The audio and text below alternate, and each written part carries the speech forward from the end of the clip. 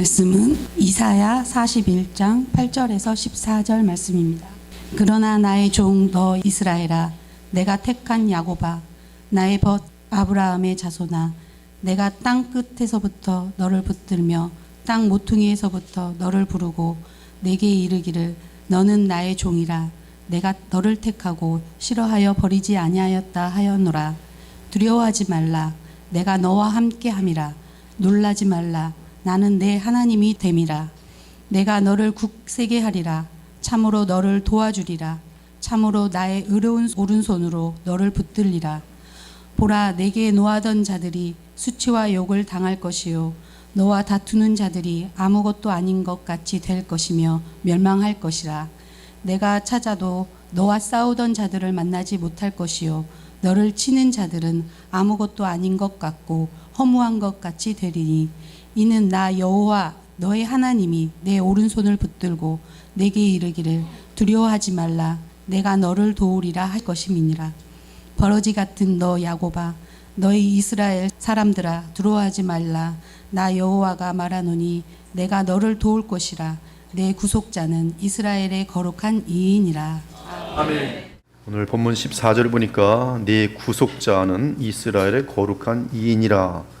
이 구속자라는 것은 리뎀션 하는 리딤하는 그러한 값을 주고 사시는 그러한 분으로서 구원자, 바로 우리 주 예수 그리스도가 그 실체가 되겠습니다. 네 구속자는 이스라엘의 거룩한 이시다. 그 이스라엘의 거룩한 이는 여호와 하나님이시면서 또한 이 땅에 오신 예수 그리스도입니다. 그래서 네 구속자는 이스라엘의 거룩한 이인이라. 이사야는 사내립이 죽고 난 후 남유다가 바벨론 포로가 될 것을 내다보며 그 포로 상태에서 해방되는 때를 그리스도와 연결하며 예언합니다. 이에 이사야 40장에서 하나님은 바벨론 포로로 있는 유다 백성을 위로하라는 말씀을 이사야에게 주셨어요. 그 위로의 근거는 70년 동안 매해 황폐한 상태로 안식하는 약속의 땅이 가리키는 그리스도의 십자가와 부활입니다. 그러면서 이사야는 우상을 섬기는 것과 하나님을 섬기는 것 중 어떤 것이 타당한지 논리적으로 따졌습니다. 그는 이스라엘과 언약을 맺은 여호와 하나님은 전능하시고 전지하신 창조주 하나님이시지만 우상은 단지 생명 없는 죽은 물체일 뿐 아무것도 아니라는 사실을 증거했어요. 그리고 오늘 본문으로 돌아와서는 그 주제를 더욱 깊게 다룹니다. 그것은 우상과 여호와 하나님 중 누가 인류 역사를 주관하는가 하는 내용이, 안타까운 것은 주의 백성에게 가장 큰 미혹과 도전은 우상 숭배라는 사실입니다. 그러므로 이사야는 벌써 40장에서 바벨론 포로로 있는 자들을 위로할 때에 우상 숭배가 메시아를 믿는 데 가장 큰 방해가 되는 것을 알려주었어요. 그런즉 너희가 하나님을 누구와 같다 하겠으며 무슨 형상을 그에게 비기겠느냐. 우상은 장인이 부어 만들었고 장색의 금으로 입혔었고 또 은사슬을 만든 것이니라. 궁핍한 자는 거제를 드릴 때 썩지 아니하는 나무를 택하고 지혜로운 장인을 구하여 우상을 만들어 흔들리지 아니하도록 세우느니라. 이제 41장에서 곧바로 하나님은 이사야를 통해 유다 백성에게 도전합니다. 주께서는 모든 세상 열방을 불러 재판의 자리로 나오도록 합니다. 그러면서 온 세상을 향해 질문을 던지십니다. 누가 사람을 세우는가? 라는 질문을 던지세요. 주 하나님은 바벨론 포로로 있는 유다 백성을 해방시키기 위해 메데 바사 제국의 고레스 왕을 세워 칙령을 선포하게 하실 것입니다. 하나님은 열국을 고레스 왕에게 넘길 것이고 그는 세상 왕들을 칼로 쳐서 이기며 만국을 다스릴 것이. 그런데 누가 고레스를 세웠고 누가 그에게 모든 나라들을 파하도록 허락하셨느냐 하는 것이, 그 답은 바로 여호와 창조주 하나님이십니다. 그분의 다른 분이 없음. 오직 역사의 주관자는 여호와 하나님 그분밖에 없으신 것이. 그러므로 주 여호와 창조주 하나님이 직접 말씀하십니다. 이 일을 누가 행하였느냐, 누가 이루었느냐, 누가 처음부터 만대를 불러내었느냐. 나 여호와라. 처음에도 나요, 나중 있을 자에게도 내가 곧 그니라. 그러나 우상을 섬기는 사람들은 이러한 하나님의 주권과 역사를 대적하기 위해 서로 하나가 되어 우상을 만들고 의지합니다. 특히 그들은 하나님이 세우신 왕의 심판 앞에서 죽음의 위협을 느끼며 두려움 가운데 더욱 열심히 우상을 만듭니다. 그들은 주께서 세우신 고레스 왕의 공격을 받고 멸망하면서도 헛된 우상을 만들어 의지합니다. 섬들이 보고 두려워하며 땅끝이 무서워 떨며 함께 모여와서 서로 도우며 힘을 내라 말하는도다. 목공은 금장색을 격려하며 망치로 쇠를 고르게 하는 자는 모루를 치는 사람을 격려하며 잘한다라고 말한다. 이처럼 그들은 서로 협력하며 우상을 만들고 그것을 정한 위치에 고정시켜서 흔들리지 않게 하는도다. 죽음이 코앞에 와 있고 멸망이 코앞에 와 있는데도 오히려 더 열심을 내면서 우상을 만들자 잘하는도다 서로 박수를 치고 있다는 것이. 하지만 바벨론을 포함하여 우상을 숭배하던 민족들은 하나님이 세우신 고레스 왕의 심판 앞에 속수무책입니다. 한때 주위 민족들을 향해 큰 소리쳤던 나라들도 하나님의 심판 앞에서 고작 우상밖에 붙들 것이 없습니다. 사랑 여러분, 이사야 당시 우상을 만들던 이러한 어리석은 인간의 시도가 지금 시대에도 여전합니다. 하나님의 심판 앞에서 아무런 힘이 될 수 없는 돈과 권력을 의지하는 것은 우상을 만들어 의지하는 것과 다를 바가 없습니다. 죽음의 심판 앞에서 그들이 믿던 우상은 아무런 도움이 되지 못할 것이, 100조를 벌었는데 100조가 죽음 앞에 서 있는 그 부자에게 아무런 도움을 주지 못합니다. 그들이 의지하는 이 세상의 그 어떤 것도 하나님이 세우신 종 예수 그리스도에 의한 심판을 피하게 할 수 없을 것이, 우상을 섬기던 그들은 하나님이 세우신 종의 심판을 받고 티끌처럼 흩어질 것이고 초계같이 불에 탈 것이, 요한계시록 6장을 보면 하나님이 다윗 왕의 뒤를 이어 세우신 영원한 왕 예수께서 재림하실 때 우상을 섬기던 세상 사람들의 비참한 모습이 묘사되어 있으니 하늘은 두루마리가 말리는 것 같이 떠나가고 각 산과 섬이 제자리에서 옮겨짐에 땅의 임금들과 왕족들과 장군들과 부자들과 강한 자들과 모든 종과 자유인이 굴과 산들의 바위 틈에 숨어 산들과 바위에게 말하되 우리 위에 떨어져 보좌에 앉으신 이의 얼굴에서와 그 어린 양의 진노에서 우리를 가리라. 그들의 진노의 큰 날이 이르렀으니 누가 능히 서리요 하더라. 그날에는 그들이 숭배하고 의지하던 우상, 즉 돈과 권력과 군중과 군사와 무기와 정치와 역술인들이 아무런 도움이 되지 못할 것이, 헛된 우상은 죽음과 지옥 앞에서 그 어떤 힘도 발휘하지 못할 것입니다. 이에 하나님은 우상에 기웃거리거나 우상을 섬기는 바벨론의 남유다 백성에게 우상과 하나님 사이에 누구를 믿어야 하는지를 논리적으로 따지십니다. 자, 너희 입장을 말해보거라. 여호와의 말씀이다. 너희 주장을 펼쳐보아라. 야곱의 왕이신 여호와의 말씀이다. 그리고 곧바로 이사야가 말합니다. 우상을 가져와 장차 일어날 일을 말해보게 하거라. 옛날에 무슨 일이 일어났는지 말해보게 하거라. 그러면 우리가 그 일을 살펴서 그 결과가 맞는지 알아보겠다. 아니면 우리에게 일어날 일을 말해보게 하거라. 그 다음에 일어날 일도 말해보게 하거라. 그러면 그 우상이 신이라는 것을 믿겠다. 우상들아, 좋은 일이든지 나쁜 일이든지 우리를 놀라게 할 만한 기적을 행하여 보아라. 그러면 우리가 너희를 두려워하겠다. 너희 거짓 신들은 아무것도 아니며 너희가 하는 일도 아무것도 아니다. 너희를 섬기는 사람들은 너희만큼이나 역겨운 사람들이로다. 그리고 다시 하나님께서 이사야를 통해 말씀하십니다. 내가 북쪽과 동쪽에서 한 지도자를 일으켜 세웠다. 그가 와서 토기장이가 진흙을 밟듯이 왕들을 짓밟을 것이다. 여기서 동쪽과 이 북쪽에서 나오는 한 지도자는 메데 바사의 통치자 고레스를 말합니다. 메데는 북쪽에 있고 바사는 동쪽에 있어요. 페르시아는 동쪽에 있어요. 이 가나안 땅에서 볼 때. 또한 고레스의 어머니는 메데 사람이고 아버지는 바사 사람이었어요. 그러므로 바벨론에 있는 남유다 백성을 해방시켜 주시기 위해 메데 바사의 고레스 왕을 주께서 세우실 것을 분명하게 하는 예언이, 그리고 다시 이사야가 말합니다. 이 일이 있기 전에 누가 이 일을 우리에게 알려주었느냐? 누가 이 일을 미리 알려주어 우리가 그가 옳다라고 말할 수 있게 했느냐? 아무도 말해주지 않았고 아무도 미리 일러주지 않았다. 고레스 왕을 세운다는 사실에 대해서 아무도 일러줄 수가 없었어요. 우상들 중에서도 알 수 있는 존재가 없었어요. 그러나 너희 우상들 가운데 그 일에 관해 말하는 것을 들은 사람은 아무도 없다. 그리고 다시 하나님께서 이사야를 통해 말씀이, 그러나 내가 처음으로 시온에 그 일을 일러주었다. 내가 처음으로 고레스 왕이란 존재를 세워 너희 바벨론 포로에서 해방시켰을 내가 처음으로 말했다. 내가 여호와다. 내가 역사를 주관한다. 내가 처음으로 시온에 그 일을 일러주었다. 보아라, 그 일이 이르렀다. 내가 예루살렘에 기쁜 소식을 전하는 사신을 보내었다. 또다시 이사야가 말합니다. 하지만 내가 우상들을 둘러보았으나 이 일에 관해 말해주는 우상은 없었으며 아무도 내 질문에 한마디도 대답하지 못했다. 보아라, 이 모든 우상은 헛된 신들이다. 그들은 아무것도 할 수 없으며 그들의 형상은 아무 쓸모도 없다. 이사야가 하나님의 말씀을 전하면서 자기 말을 하기도 하고 하나님 말씀을 전하기도 하면서 논리적으로 지금 결론을 낸 것이, 그러므로 여호와 하나님만이 창조주 하나님이실 뿐만 아니라 시간과 공간 속에서 진행되는 모든 사건을 주관하시는 역사의 주인이십니다. 이렇게 역사의 시작부터 끝까지 완전하게 다스리고 주관하시는 영원한 주권자를 성경은 처음과 나중이라고 표현해.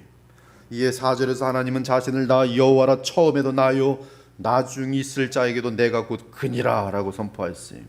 새 언약 시대로 건너오면 예수께서는 자신이 역사를 주관하시는 주이심을 동일하게 선포하십니다. 그의 오른손에 7별이 있고 그의 입에서 좌우에 날선검이 나오고 그 얼굴은 해가 힘있게 비치는 것 같더라. 내가 볼 때 그의 발 앞에 엎드려져 죽은 자같이 되매 그가 오른손을 내게 얹고 이르시되 두려워하지 말라. 나는 처음이요 마지막이라. 곧 살아있는 자라. 보라, 내가 속히 오리니 내가 줄 상이 내게 있어 각 사람에게 그가 행한 대로 갚아주리라. 나는 알파와 오메가요 처음과 마지막이요 시작과 마침이라. 우리는 세상에 속한 썩어질 것들인 우상 대신에 영원히 살아계시며 역사를 주관하시는 주 예수 그리스도를 믿고 의지해야 됩니다. 그것이 지혜 중에 지혜예요. 이로써 그 보배롭고 지극히 큰 약속을 우리에게 주사 이 약속으로 말미암아 너희가 정욕 때문에 세상에서 썩어질 우상을 피하여 신성한 성품에 참여하는 자가 되게 하려 하셨느니라. 베드로는 썩어질 우상과 영원한 하나님의 성품을 담는 것을 비교하고 있어요. 우상을 쫓아가는 사람들은 점점 짐승화되고 마귀화됩니다. 그러나 영원한 것을 쫓는 사람들은, 복음을 쫓는 사람들은 신성한 하나님의 아름다운 모습을 담도록 돼 있어요. 너희가 거듭난 것은 썩어질 우상으로 된 것이 아니요 썩지 아니할 씨로 된 것이니 살아있고 항상 있는 하나님의 말씀으로 되었느니라. 모든 육체는 풀과 같고 그 모든 영광은 풀의 꽃과 같으니 풀은 마르고 꽃은 떨어지되 오직 주의 말씀은 세세토록 있도다 하였으니 너희에게 전한 복음이 곧 이 말씀이니라. 너희는 유혹의 욕심을 따라 썩어져가는 구수 우상을 따른 옛사람을 벗어버리고 오직 너희의 심령이 새롭게 되어 하나님을 따라 의와 진리의 거룩함으로 지으심을 받은 새 사람을 입으라. 반면 세상 불신자들은 누구나 한결같이 썩어지지 아니하는 하나님의 영광을 썩어질 사람과 새와 짐승과 기어다니는 동물 모양의 우상으로 바꾸었느니라 라고 말하고 있어요. 이제 하나님은 대상을 바꾸어 어리석고 미련한 우상을 버리고 철저하게 주만 의지하며 바라는 자들에게 말합니다. 8절이 그러나 나의 종 너 이스라엘아, 내가 택한 야곱아, 나의 벗 아브라함의 자손아, 내가 땅 끝에서부터 너를 붙들며 땅 모퉁이에서부터 너를 부르고 내게 이르기를 너는 나의 종이라. 내가 너를 택하고 싫어하여 버리지 아니하였다 하였노라. 두려워하지 말라. 내가 너와 함께함이라. 놀라지 말라. 나는 네 하나님이 됨이라. 내가 너를 굳세게 하리라. 참으로 너를 도와주리라. 참으로 나의 의로운 오른손으로 너를 붙들리라. 그런데 하나님은 이러한 신실한 자기 백성에게 신기하게도 두려워하지 말라, 놀라지 말라라고 말합니다. 주님께 신실한 그들이 도대체 무엇이 두렵고 무엇이 놀랄 일입니까? 13절도 마찬가지입니다. 두려워하지 말라, 내가 너를 도우리라. 14절도 마찬가지입니다. 버러지 같은 너 야곱아, 너 이스라엘 사람들아, 두려워하지 말라, 나 여호와가 말하노니 내가 너를 도울 것이라. 하나님은 바벨론 포로로 있는 신실한 주의 백성이 두려워하고 놀라는 것에 대해서 이해하고 계십니다. 그렇기 때문에 놀라거나 두려워하지 말라고 하십니다. 그런데 무엇이 그들에게 놀라움과 두려움이 되는 것입니까? 그것이 제일 중요한 질문이. 그것은 다름 아닌 우상 숭배자들은 자기들처럼 같은 우상을 섬기지 않는 자들을 원수로 여기고 공격합니다. 그들의 집요함은 말로 다 표현할 수 없어요. 그들은 하나님만을 믿고 신뢰하는 자들을 보면 분노와 욕설을 멈출 수 없습니다. 그들은 그들이 섬기는 우상의 배후에서 조종하는 마귀의 종들이라서 참 하나님과 그리스도를 믿고 의지하는 자들에게 본능적으로 미움과 저그를 드러냅니다. 그러므로 바벨론 포로로 있는 주의 백성의 가장 큰 두려움의 대상은 바벨론의 우상신들을 섬기는 야만적인 바벨론 사람들과 또한 그곳에서 어느새 배교하고 우상을 섬기는 이 유다 백성들이, 배교자들이, 그들은 주의 백성이 주께 충성할수록 더욱 그들을 미워하고 대적합니다. 이러한 배경은 다니엘서에서도 자세히 나타나요. 그중 한 예를 보면 이러합니다. 그 무리들, 우상 숭배자들이 모여서 다니엘이 자기 하나님 앞에 기도하며 간구하는 것을 발견하고 이에 그들이 나아가서 왕께 아뢰되, 왕이여, 누구든지 왕 외의 어떤 신에게나 사람에게 구하면 사자굴에 던져 넣기로 하지 아니하였나이까? 왕이여, 사로잡혀온 유다 자손 중에 다니엘이 하루에 3번씩 기도하나이다 하니, 이에 왕이 명령하며 다니엘을 끌어다가 사자굴에 던져 넣은지라. 이에 돌을 굴려다가 굴 어기를 막음에 왕이 그의 도장과 귀족들의 도장으로 봉하였으니 이는 다니엘에 대한 조치를 고치지 못하게 하려 함이었더라. 지금 이 장면이 바벨론 포로로 있는 주께 충성하는 자들에 대한 우상 숭배자들의 악행 중에 하나예요. 그런데 바벨론 포로로 있는 신실한 자들은 아무런 힘이 없습니다. 반면 우상 숭배자들은 다수이며 실제 권력과 재력과 정치력을 붙들고 있어요. 그들은 신기하게도 자기들끼리 있을 때는 자기들끼리 싸우는데 주의 백성만 보면 서로 똘똘 하나가 되어 뭉치면서 주의 백성들을 제거하는데 혈안이 돼요. 이런 사건은 로마 제국 때 많이 있었어요.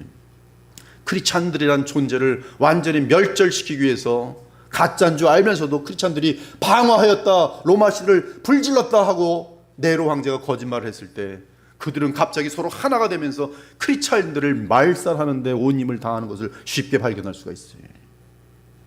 지금도 마찬가지입니다. 만일 누군가가 주 예수께 충성스러운 삶을 시작하면 과거에 가만히 있던 사람들도 갑자기 태도를 바꾸고 시비를 걸며 조롱합니다. 나아가 방해를 하거나 박해를 가합니다. 너희가 음란과 정욕과 술 취함과 방탕과 향락과 무법한 우상 숭배를 하며 이방인의 뜻을 따라 행한 것은 지나간 때로 조카하니라. 이러므로 너희가 그들과 함께 그런 극한 방탕에 다름질하지 아니하는 것을 그들이 이상히 여기며 비방하리라. 같이 죄를 지을 때는 우리 너무나 좋아, 우린 친구야. 나 크리스찬이 됐어, 같이 못할 것 같아. 자식, 이게 뭐야? 얼굴이 싹 변하는 거예요. 극한 방탕에 함께 다름질하지 아니하는 것을 보고 그들이 이상히 여겨 비방하리라. 여러분들이 세상에서 비방당하지 않는다면 박질지도 몰라요. 거기 가서는 그 사람들하고 맞춰 살고, 교회 오면 교회 와서 예배 드린 척하고. 그러므로 예수께서는 이 사실을 극대화시켜서 가정 내에서까지의 문제로 분명히 알려줍니다. 세상이 너희를 미워하면 너희보다 먼저 나를 미워한 줄을 알라. 너희가 세상에 속하였으면 세상이 자기의 것을 사랑할 것이나 너희는 세상에 속한 자가 아니요 도리어 내가 너희를 세상에서 택하였기 때문에 세상이 너희를 미워하느니라. 내가 너희에게 종이 주인보다 더 크지 못하다는 말을 기억하라. 사람들이 나를 박해하였은즉 너희도 박해할 것이라. 주께 충성하는 것은 우상을 섬기는 이 세상 사람들에게는 혐오스러운 것입니다. 그러므로 가정에서 한 사람이 예수님을 믿고 따르면 곧바로 우상을 섬기는 다른 식구가 박해를 시작해. 내가 세상에 화평을 주러 온 줄로 생각하지 말라. 화평이 아니요 검을 주러 왔노라. 내가 온 것은 사람이 그 아버지와 딸이 어머니와 며느리가 시어머니와 불화하게 하려 함이니 사람의 원수가 자기 집안 식구리라. 이런 배경 속에서 전능하신 창조주시며 역사를 주관하신 하나님께서는 주를 믿고 신뢰하는 자들을 위로하십니다. 그런데 하나님께서 충실한 남은 자들을 돕기 위해 세우시는 사람이 누구입니까? 2절을 보면 하나님이 동방에서 사람을 일깨워서 공의로 그를 불러 자기 발 앞에 이르게 하신다고 말씀합니다.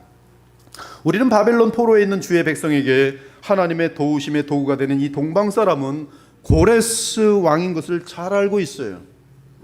하지만 사실 더 깊은 의미로는 주 하나님께서 친히 다윗의 왕조를 따라 세우시는 영원한 만왕의 왕 나사렛 예수 그리스도십니다.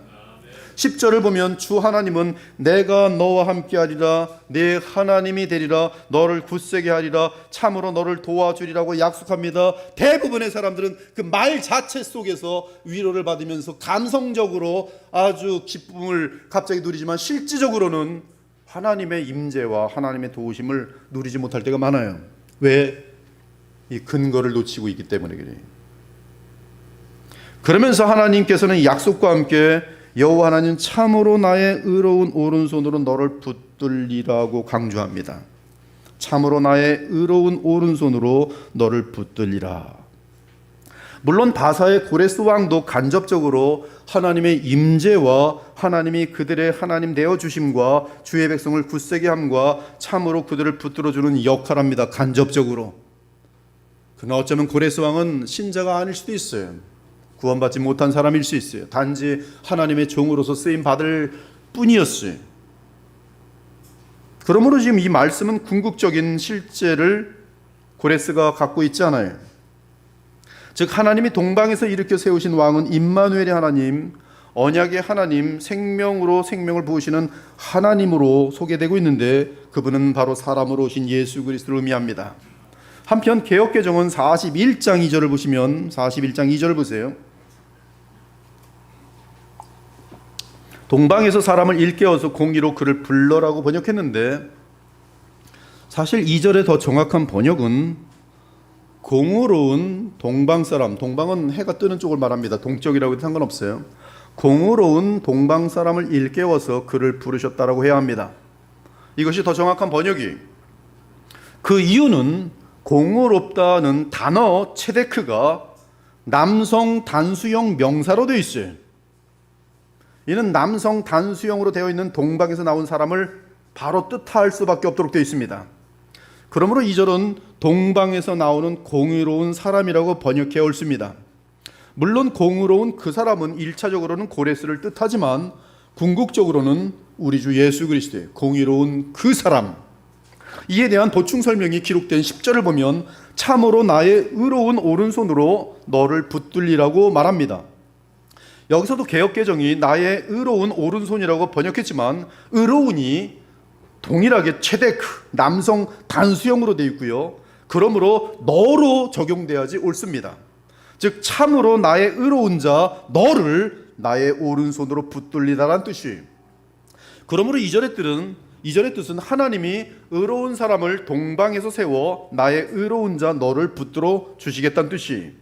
그래서 그런지 더 중요한 것은 8절을 보면 느닷없이 아브라함이 등장합니다. 그러나 나의 종 이스라엘아, 나의 종 너 이스라엘아, 다 단수로 되어 있어요. 어떤 머리를 대표로 하는 군지평의 단수형입니다. 그러나 나의 종 너 이스라엘아, 내가 택한 야곱아, 나의 벗 아브라함의 자손아. 지금 배경은 우상을 섬기는 자들과 주만 섬기는 충성된 자들 사이의 갈등이고 하나님께서는 그런 갈등 가운데 있는 충성된 자들을 도우시고 힘을 주시고 붙들어 주시는 그러한 배경입니다.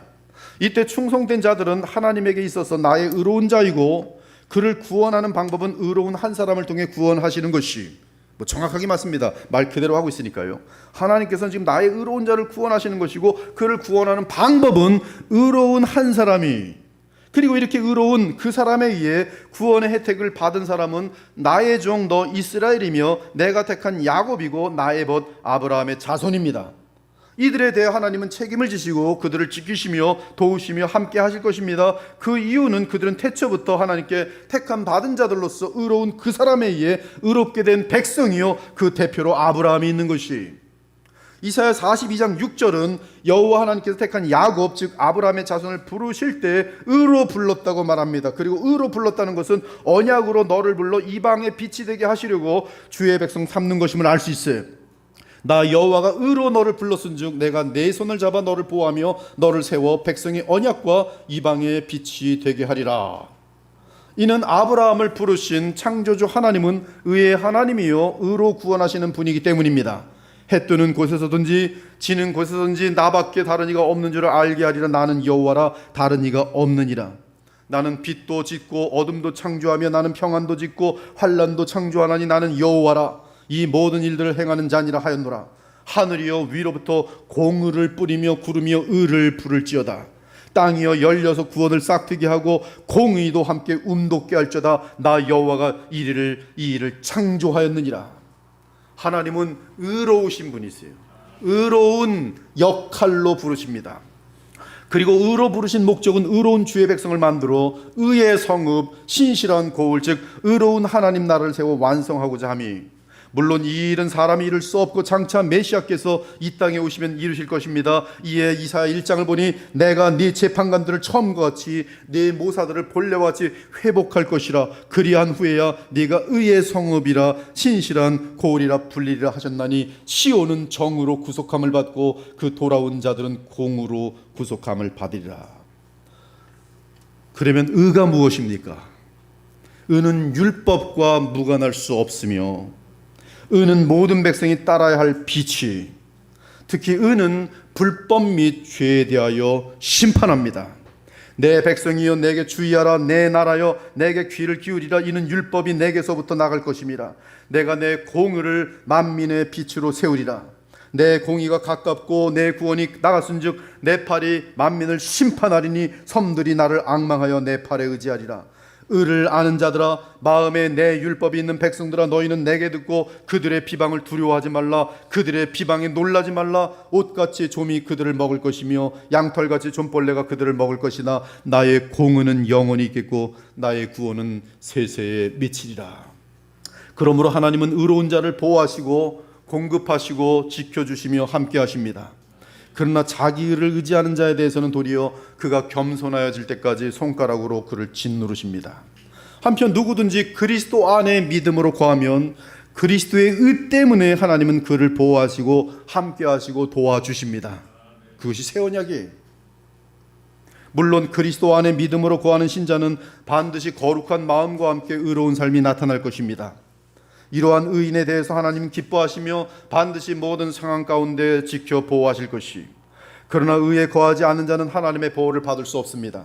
심지어 그리스도를 믿는다고 하면서 불순종하며 죄를 짓는다면 결코 주의 보호를 받을 수 없습니다. 주의 징계가 반드시 그를 따라갈 것입니다. 그러나 그리스도를 믿고 의지하며 의로운 열매를 맺는 삶을 살고 있다면 그러한 신자에게는 전능하신 하나님이 그의 하나님이 되오시니 그는 이 세상에 아무것도 두려울 것이 없어요. 그러므로 바울은 신자들이 예수 그리스도로 말미암아 의의 열매가 가득하기를 항상 기도했으니 내가 기도하노라. 너희 사랑을 지식과 모든 총명으로 점점 더 풍성하게 하사 예수 그리스도로 말미암아 의의 열매가 가득하여 하나님의 영광과 찬송이 되기를 원하노라.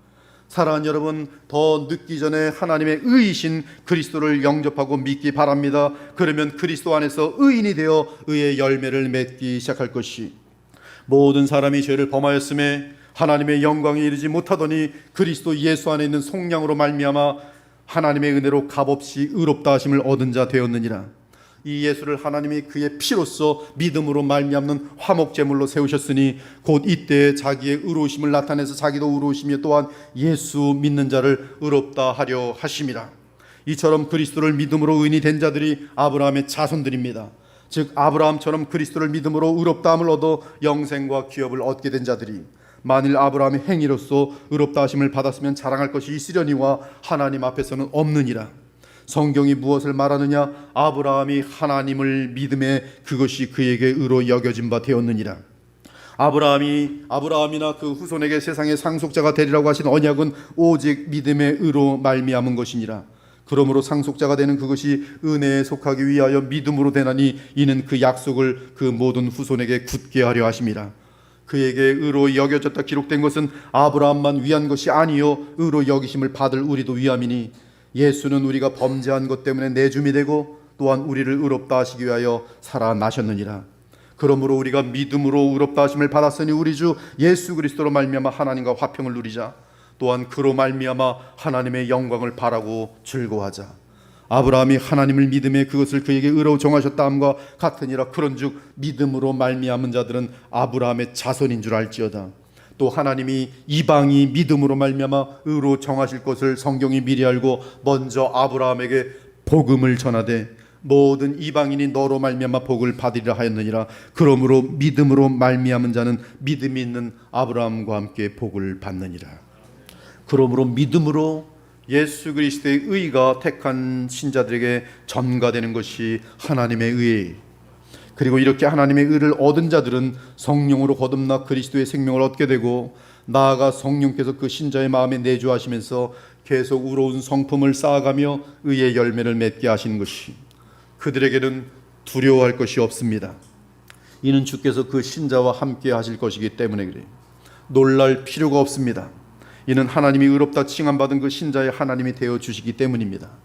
하나님은 그리스도 안에서 택함받은 신자들을 굳세게 하시고 도와주실 것이, 참으로 주의 오른손으로 의로운 주의 백성을 붙들어 주실 것입니다.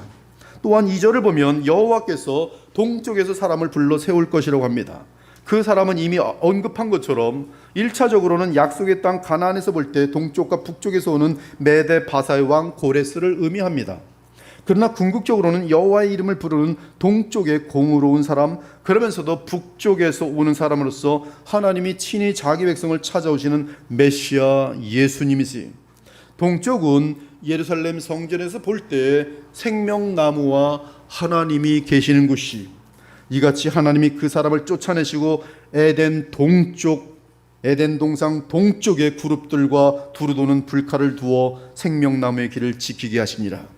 죄가 들어온 이후에 하나님께 나아가려면 속죄가 있어야 합니다. 이때 속죄는 하나님이 계신 동쪽 방향으로 합니다. 그는 또 숫송아지의 피를 가져다가 손가락으로 속죄소 동쪽에 뿌리고 또 손가락으로 그 피를 속죄소 앞에 7번 뿌릴 것이라. 성막 앞 동쪽 곧 해막 앞 해 돋는 쪽에는 모세와 아론과 아론의 아들들이 진을 치고 이스라엘 자손의 직무를 위하여 성수의 직무를 수행할 것이며 외인이 가까이 하면 죽일지니라. 하나님의 임재와 하나님의 영광이 동쪽에 있다는 말씀입니다. 하나님의 영광이 예루살렘 성전을 떠날 때 동쪽으로 나가셨어요. 그때 그룹들이 날개를 드는데 바퀴도 그쪽에 있고 이스라엘 하나님의 영광도 그 위에 덮였더니 여호와의 영광이 예루살렘 성읍 가운데에서부터 올라가 성읍 동쪽 산에 머물렀더라. 예루살렘에 오셨던 하나님의 영광이 이들의 죄악으로 말미암아 떠나실 때 오셨던 동쪽으로 떠나시는 거예요. 그들이 다시 새로운 예루살렘이 될 때 주께서는 동쪽으로 돌아오실 것이요. 에스겔서 43장을 보니까 동일하게 말합니다. 여호와의 영광이 다시 예루살렘 성전으로 들어오실 때도 동쪽으로 들어오세요. 이스라엘 하나님의 영광이 동쪽에서부터 오는데 하나님의 음성이 많은 물소리 같고 땅은 그 영광으로 말미암아 빛나니 여호와의 영광이 동쪽 문을 통하여 성전으로 들어가고 내가 보니 여호와의 영광이 성전에 가득하더라. 그리고 이사야 41장 25절에 의하면 북쪽에서도 온다고 하는데 북쪽은 여호와 앞에서 번제를 드릴 때 희생양이 놓이는 위치. 그러므로 북쪽에서 오는 왕은 속죄를 위한 어린 양으로 오시는 메시아를 뜻합니다. 그가 제단 북쪽 여호와 앞에서 번제물을 잡을 것이요. 그리고 사탄의 독백에 따르면 하나님은 모든 무별 위에 계시며 그분의 자리는 북극 지폐의 산 위라고 말하고 있어요. 즉 하나님의 보좌는 북극의 끝에 있다는 것을 사탄이 하나님께 도전하면서 그의 의식 속에서 말해요. 네가 네 마음에 이르기를 내가 하늘에 올라 하나님 무별 위에 내 자리를 높이리라. 내가 북극 지폐의 산 위에 앉으리라. 가장 높은 구름에 올라가 지극히 높은 이와 같아지리라. 피조물인 주제에 하나님과 같아지려고 하는 사탄의 고백이 있는데 그 의식 속에 북쪽에 계신 지극히 높은 분 내가 그와 비기리라. 그러므로 북쪽에서 오는 왕은 지극히 거룩하신 이가 하나님의 어린 양으로 오시는 다윗 혈통의 나사렛 예수님이신 것을 알 수 있어요. 이에 이사야 42장으로 넘어가면 41장에서 말하는 그 왕이 참으로 우리 주 예수 그리스도인 사실을 너무나 명백하게 말씀합니다. 내가 붙드는 나의 종 내 마음에 기뻐하는 자 곧 내가 택한 사람을 보라. 여기까지는 고레스도 해당해요. 내가 나의 영을 그에게 주었은지 그가 이방의 정의를 베풀리라. 이것도 고레스에게 해당할 수도 있고 안 할 수도 있어요. 그거는 외치지 아니하며 목소리를 높이지 아니하며 그 소리를 거리에 들리게 하지 아니하며, 여기부터는 이상해요.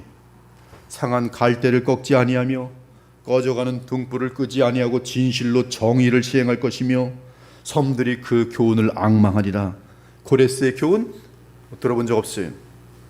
42장 6절을 보니 나 여호와가 의로 너를 불렀은즉 내가 네 손을 잡아 너를 보호하며 너를 세워 백성의 언약과 이방의 빛이 되게 하시리니, 빛이 되고 언약을 맺어요. 점점 더 확실하게 바로 예수 그리스도인 사실을 알려주고 있어요. 네가 눈먼 자들의 눈을 밝히며 갇힌 자를 감옥에서 이끌어내며 흑암에 앉은 자를 감방에서 나오게 하리라. 이는 이사야 35장에 정확히 세례 요한에게 예수님이 답하셨던 내가 바로 그라, 어둠에서 빛으로 눈먼 자를 눈을 뜨게 하고 귀머거리들을 귀를 듣게 하고 벙어리들을 입을 여는 그분, 바로 그분이 메시아를. 이사야 42장에 정확히 그 내용이 벌써 들어가고 있어요. 바로 예수 그리스도의 8절에 보니 나는 여호와니 이는 내 이름이라. 나는 내 영광을 다른 자에게 내 찬송을 우상에게 주지 아니하리라. 지금 묘사되는 이분은 바사왕 고레스를 보기에는 무리입니다. 이분은 정확히 장차 오실 하나님의 어린 양이요 다윗의 왕권을 영원히 이어받으실 메시아 예수님이신 것이. 16절과 17절은 더욱 확실합니다. 내가 맹인들을 그들이 알지 못하는 길로 이끌며 그들이 알지 못하는 지름길로 인도하며 암흑이 그 앞에서 광명이 되게 하며 구분대를 곧게 할 것이요 내가 이 일을 행하여 그들을 버리지 아니하리니 조각한 우상을 의지하며 부어 만든 우상을 향하여 너희는 우리의 신이라 하는 자는 물리침을 받아 크게 수치를 당하리라. 우상과 대조되는 승리하시는 분, 바로 우리 주 예수 그리스도예요. 사랑하는 여러분, 그러므로 우리가 본문에서 내릴 수 있는 결론은 전능하신 주 하나님의 보호와 도우심을 받는 비결은 의 가운데 거하는 것이라는 사실이. 죄 가운데 거하면서 아무리 부르짖어도 그러면서 하나님의 도우심과 보호하심을 기대하지 마세요.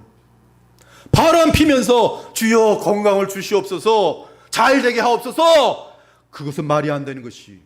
회개부터 해야 돼요.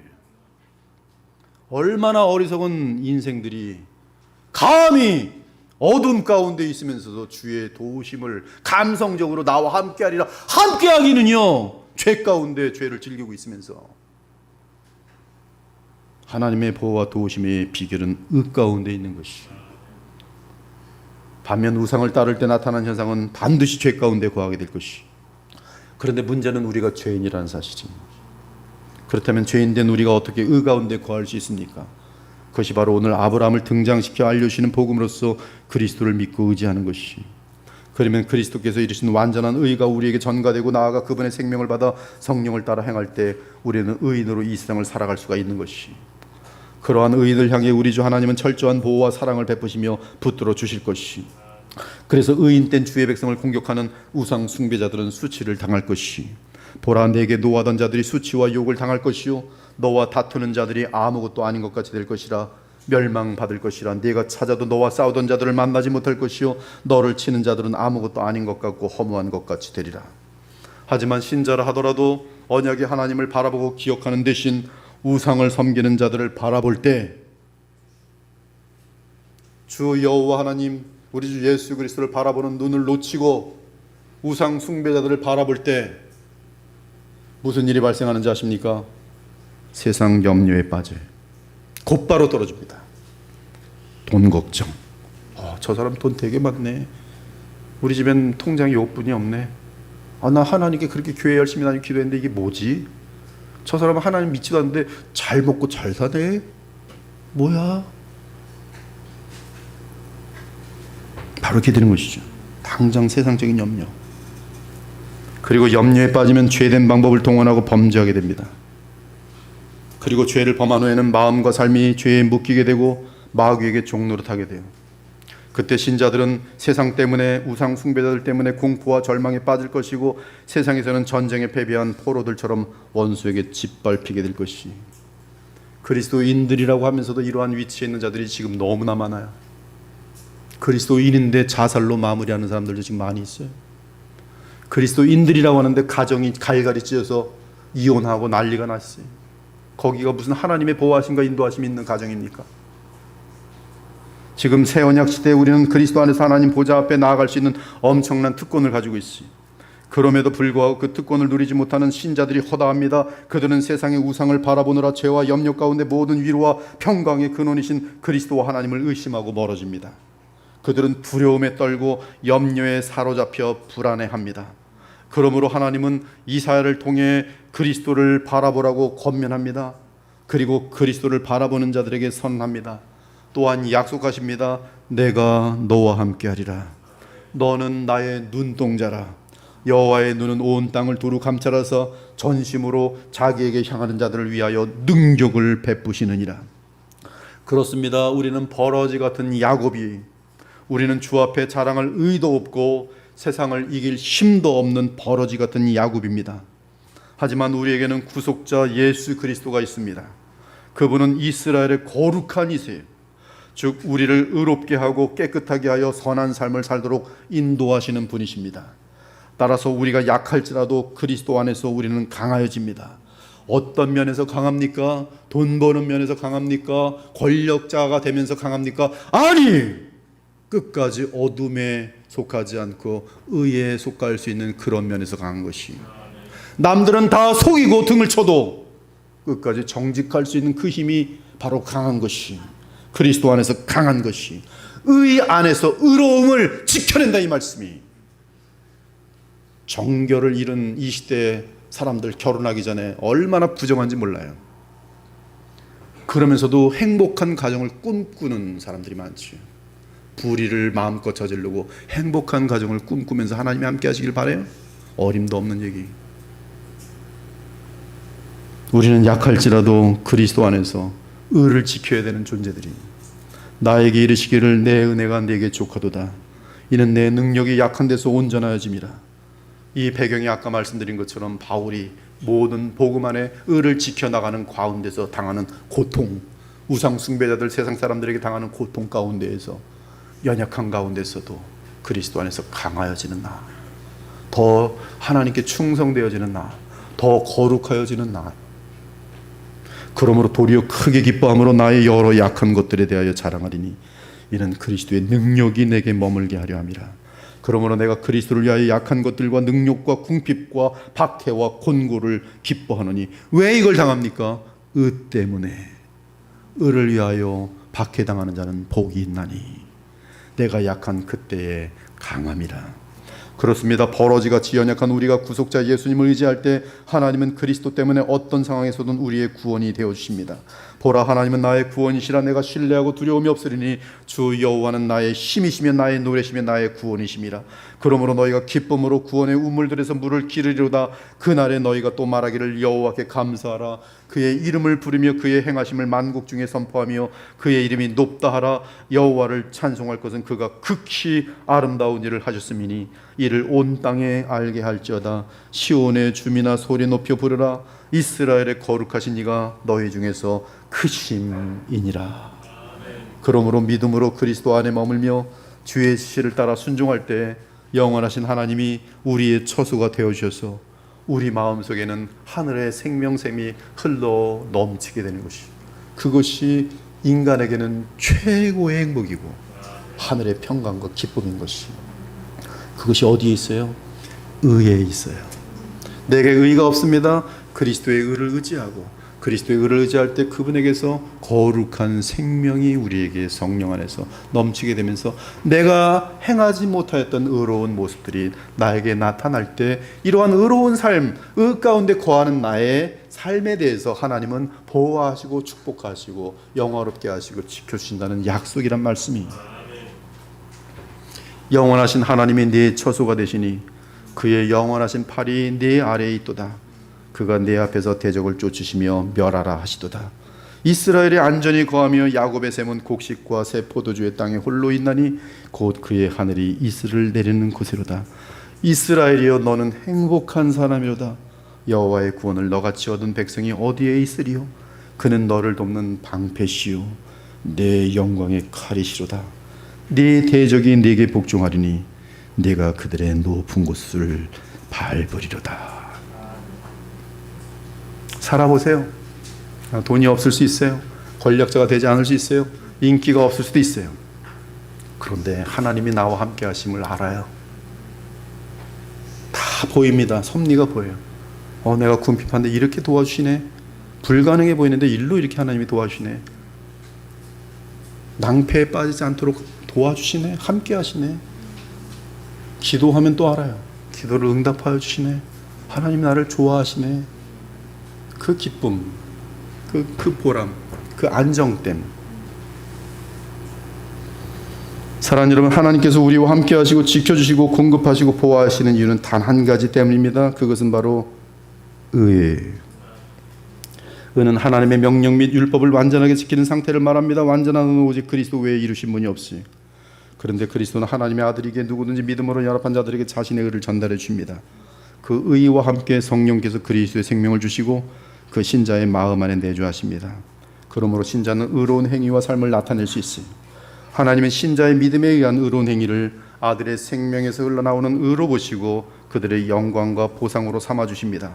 그리고 이러한 의인들을 주께서 보호해 주시고 사랑해 주시고 공급해 주십니다.